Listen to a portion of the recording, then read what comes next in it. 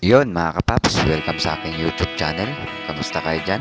Lalo na sa ating mga kapwa Pulso Rider. Kamusta? Hindi ako nakapag-upload ng video, matagal-tagal na.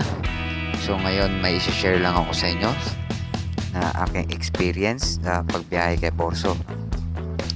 So lalo na sa mga baguhan or sa mga may balak pa maging Porso Rider. Baka ma-encounter nyo rin itong mga ganitong sitwasyon or yung ganitong sitwasyon.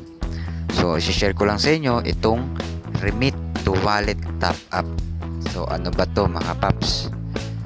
So, baka lalo na sa mga baguhan dyan, baka mahirapan kayong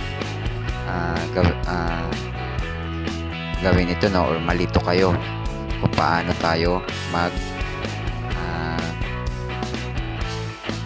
mag-remit kay client ng bayad, no? So, ang aking ginawa dito ay nag-top up ako kay Porso, no, ng bayad ni client, at doon ko siya ni-remit kay Porso dito mismo sa ating application. So kung dati napapansin nyo mga paps, kung tayo ay makapag-bid ng wallet at ito ay COD, ang bayad ni client ay re-remit natin sa Porso account or Speedy account number, no, yung bayad ni client. Tapos yung pangalawa ay yung pag nakapag-bid tayo ng COD, i-remit natin yung bayad ni client sa kanyang GCash number. So pupunta tayo sa 7-Eleven, no, mga ganun, pag ganun yung nangyari sa ating biyahe or sa sitwasyon sa ating pagbiyahe. So ito mga paps, medyo ano din tayo na ito, no, maaabala ng konti. So ang ginawa ko dito mga paps, tulad nga ng sabi ko, nag-remit ako kay client ng 325 ata yun. Nag-remit ako kay Porso gamit yung top up natin or yung pag-top up natin, no, doon tayo magbabayad kay client dito mismo sa ating Porso wallet. Ayan. So ganyan yon. So nga pala mga paps, bago kayo mag-bid pala ay tingnan yung mabuti yung details or detalye ng ating na-bid para kayo ay hindi nyo na ma-encounter tong mga ganitong pangyayari, yung pag-remit to wallet top up, kasi mahihirapan tayo, no, maaabala din tayo.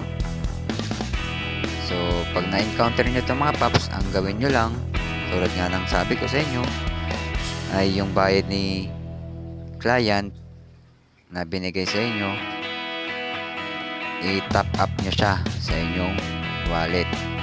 So syempre pag nag-top up tayo sa GCash, diba? So yung bayad ni client, dapat natin i-cash in sa ating wallet.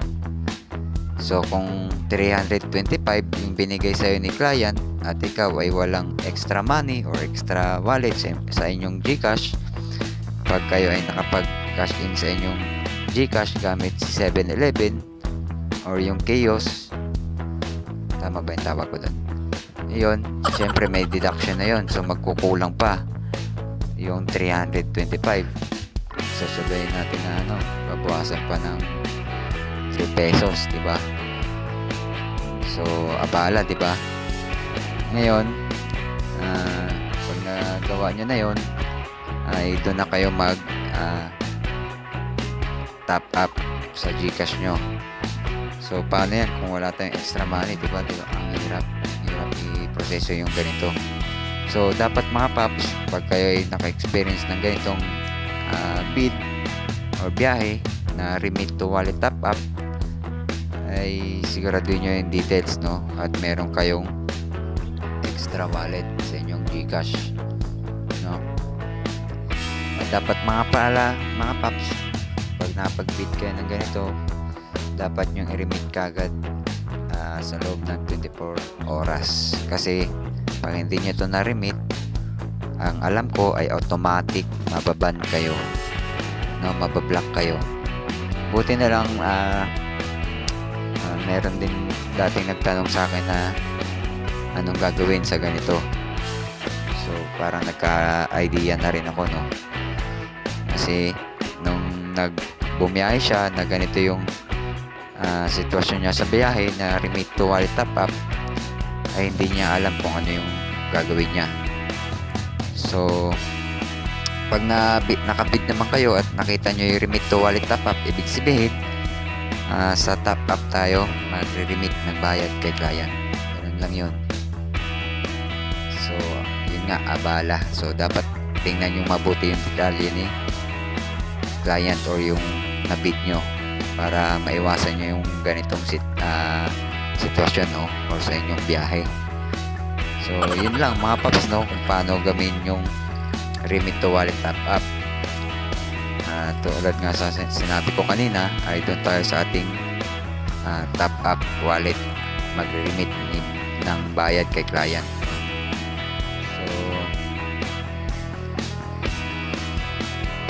yun nga, hindi ko alam ko bago lang to kay Borso kasi kasagaran kasi yung account number ni Borso or yung account number ni Mr. Speedy Delivery, tapos yung Gcash lang, okay na, ganun na yun.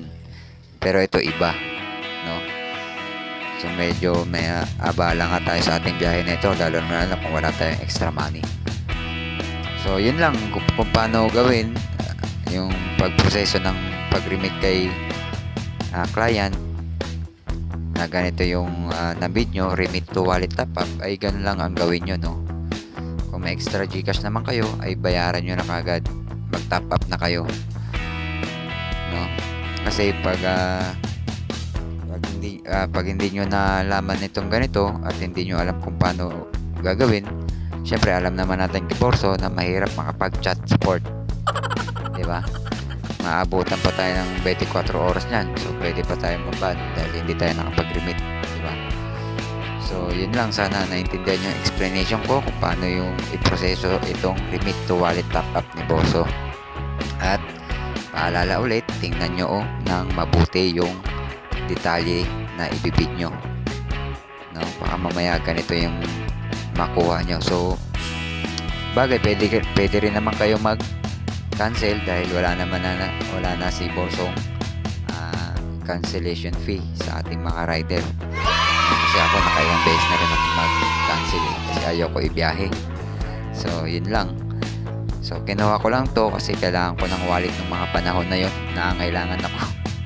So yun lang, sana naintindihan yung aking explanation. Mga paps, huwag nyo na rin kalimutan mag-like at subscribe sa aking YouTube channel para updated kayo sa aking mga iba pang videos na i-upload.